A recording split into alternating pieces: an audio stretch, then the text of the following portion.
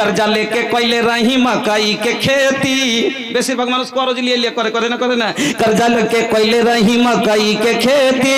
भइल बर्बाद का खाई बेटा बेटी, भइल बर्बाद का खाई बेटा बेटी। बोला कहाँ हम जाई, बोला कहाँ हम जाई, दुख के रस सुनाई। सोची सोची दे हमर कमजोर हो गई।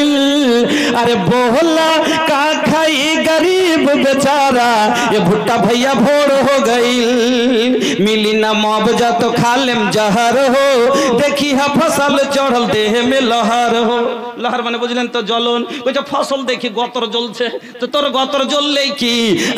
देखी है फसल चढ़ल देह में लहर हो। सुना ये हो सरकार, मोदी के सुनै छे, सुना ये हो सरकार, किसान पीटा तक पर हमर कइल मेहनत में तोड़ हो गइल। अरे बोला का खाई गरीब बेचारा, ये भुट्टा भैया भोर हो गइल। मिली ना मुआवजा तो खा लेम जहर हो। सरकारेर घरे आरजी दिछलो আর লেখা ছিল যদি জরিমানা না দেয় সরকার, যদি মুআবজা না দেয়, ফসল মারা মুআবজা না দেয়, তাহলে জহার খাইয়া লিব।